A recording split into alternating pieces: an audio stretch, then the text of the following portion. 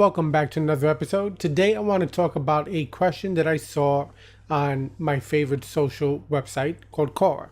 Quora is a knowledge-based website where if you have a question to a particular topic, you ask it inside Quora, and then people who are knowledgeable about that specific topic will provide you an answer. And you'll get multiple answers depending on the type of question you ask. The better question, the better the results in terms of answers. So if you're not a member of it, definitely check it out. Go to Quora.com.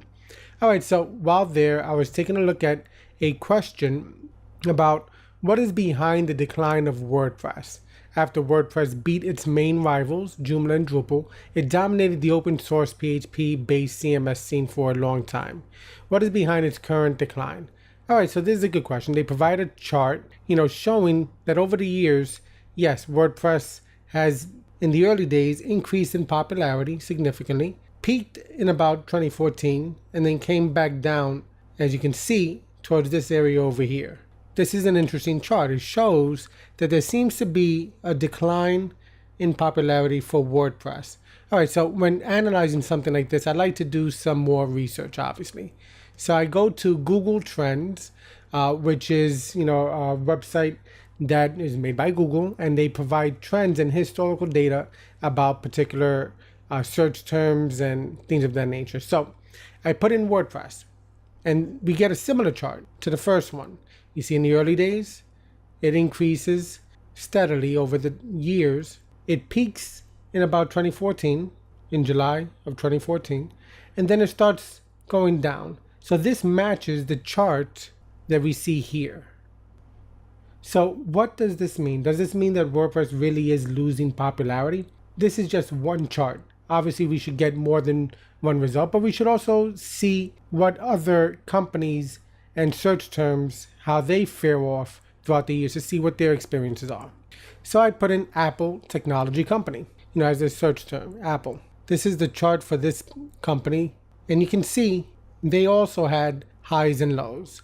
Months where they went up, and then months when they went down, and then years going up and down, etc. You can see they have, a nice peak there in October 2011, and then it goes down, then goes up again. These most likely coincide with the release of a specific product. So whether they're coming out with a new iPhone or iPad or, a new version of their computers, that can definitely increase their rankings throughout that time. So that can explain some of the highs and lows throughout the years. But you see, they do have an up and down chart as well. And this is Apple. All right, so that's just one other company, and we see the highs and lows. Now let's look at something a little bit more current. And this is something that's recent and has gained a significant amount of popularity, and I'm sure, has been, blowing up the search engines. Pokemon Go. All right, so if you don't know what Pokemon Go is, then I don't know where you've been for the past month or so. Now, Pokemon Go was just recently released, and you see it's obviously flatlined over the months. I had to fine-tune this to the past 90 days because before that, it didn't exist. As you can see, when it first came out, you had a massive uptick in popularity in the search engines for the term Pokemon Go. Massive uptick. Then you had a slight dip. Then it went back up. But then it started going down. You see this, significant decrease from 100 down to a low of, 35. So you see that there's this tremendous dip in its popularity. Does that mean that Pokemon Go is no longer popular? Yeah, I don't really think so. I mean, if you've seen anybody walking down the street looking at their phone, you no longer think they're texting. You think they're playing Pokemon Go. And that's because everybody really is playing Pokemon Go. All right, so that shows that these charts can be read in many different ways. Maybe the vast majority of people have gained the information they needed, and so the search term is no longer being utilized as much. But the interest is still high, obviously, because people are still using it. And that's the same thing with WordPress. People were getting familiar with it throughout the years. It peaked. But then everybody already knew about WordPress, so they knew where to go. They already have their favorite websites for information, so the search term may just not be doing the same as it did when people were first learning about the platform. Same thing for Pokemon Go. You see that? You see how it goes up and then down. You can't question the popularity of this game, and with the results that I'm going to show you, WordPress, the popularity can't be questioned either. All right, so let's go to WordPress. wordpress.org and look at the About page. So it gives you a little bit of history about what WordPress is, when it was founded, and who's behind it. So that's coming from them. So WordPress started in 2003 with a single bit of code to enhance typography of everyday writing. Fewer users than you can count on your fingers and toes. All right, so look at that. So it was very small. It didn't start off, with millions of users. Actually, like Pokemon Go, actually, the first few days, I think they already had millions. But WordPress had a slower growth. Obviously, because it's more about owning a website versus, something else, which is like a game. So it has grown to be the largest self-hosted blogging tool in the world, used on millions of sites and seen by tens of millions of people every day. Tens of millions of people every day. That's a lot of people. Who uses WordPress? This is just a list from their showcase of some of the top websites that use WordPress. And you might be familiar with some of them. Anybody know Target? What about Microsoft? The PlayStation blog, Best Buy, Sony, UPS blog, the Walt Disney Company, Xerox. That's just the first page. And they have a lot of other websites that are powered by WordPress. The U.S. Air Force General Chuck Yeager, he uses WordPress. Brian Smith, Bloomberg Professional uses WordPress. Staples Canada blog, Canada.com, and a lot of universities also. So WordPress is used by some of the largest companies and not-for-profits out there. And you can get some more information about who actually uses it by visiting the WordPress.org showcase tag Fortune-500. This is all coming from WordPress, right? So obviously they're going to give you facts that they want to provide for you. So let's get some more information from other websites. So we go to Wikipedia. All right, so if you go to Wikipedia and go to WordPress, gives you some information about it. Information that we already know. Features include a plugin architecture and template system. WordPress was used by more than 26.4% of the top 10 million websites as of April 2016. So that means that out of the top 10 million websites, 26% of them, over a quarter of the top 10 million websites, are using WordPress as their platform. WordPress is the easiest and most popular blogging system in use on the web, with more than 60 million websites using it. All right, so this gives you some more information. You can look at it and learn some more about what WordPress is. So how does it compare with other content management systems? So WordPress powers the vast majority, the overwhelming majority of websites powered by a content management system, which is typically like a blogging platform or a dynamically created website that uses server-side programming and a database like MySQL, where people can dynamically add content without actually having to touch a line of code. Technology that people own versus renting, like some third-party type websites. Out of all the content management systems out there, WordPress is the dominating leader.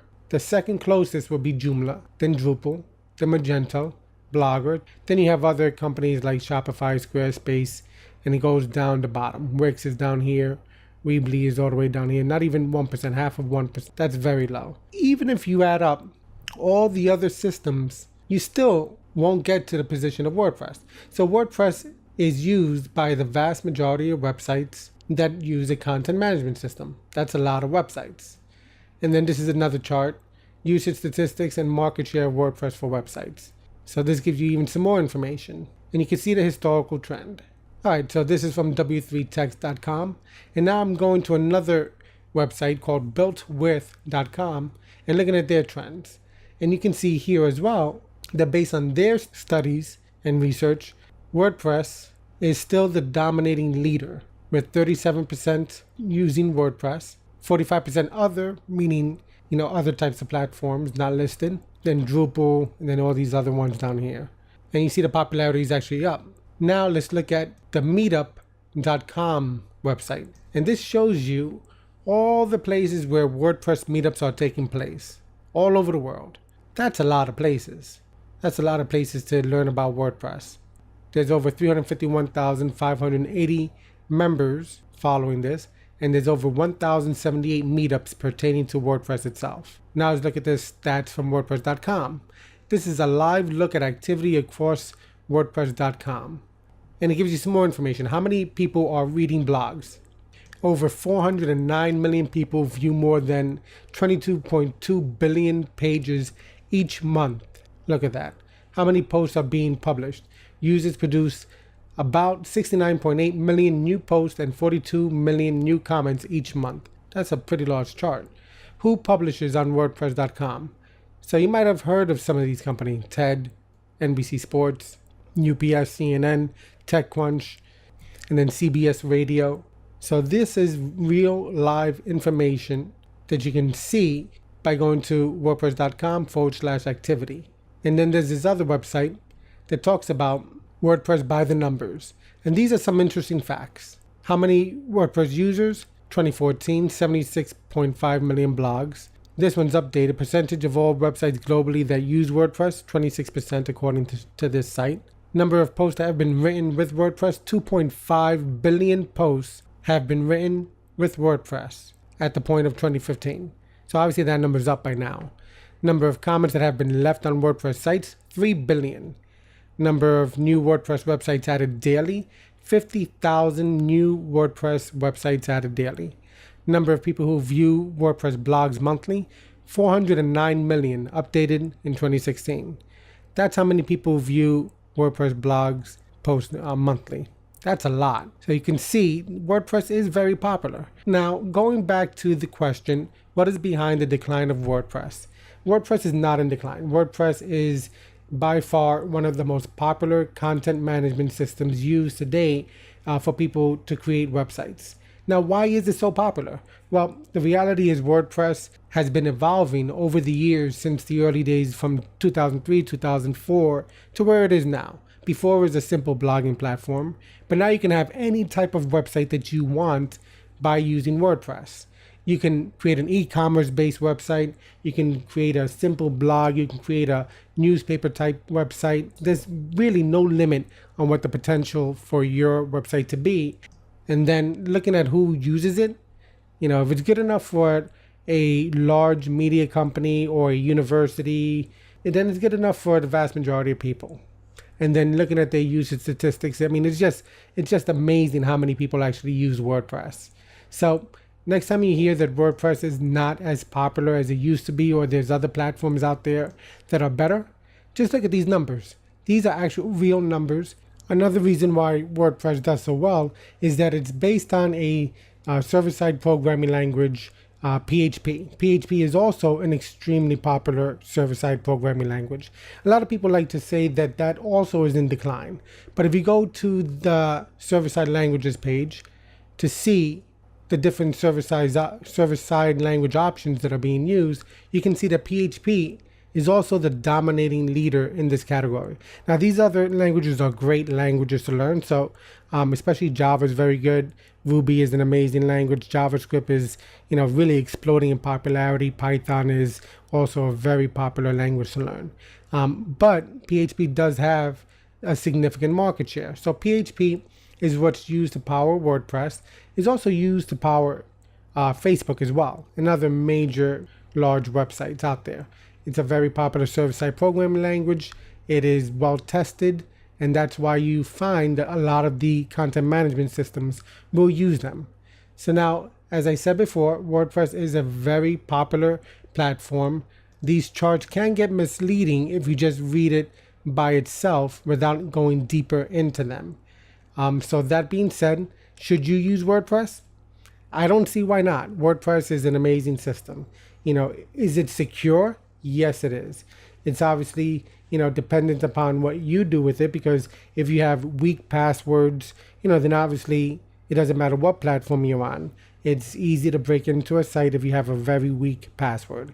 If you don't keep things up to date, then you expose yourself to security holes. Now, why do you need to update WordPress or any other platform? Well, the reality is, have you opened up your phone, and pretty much almost every day there's going to be an update for your either one of your apps or your operating system or something of that nature.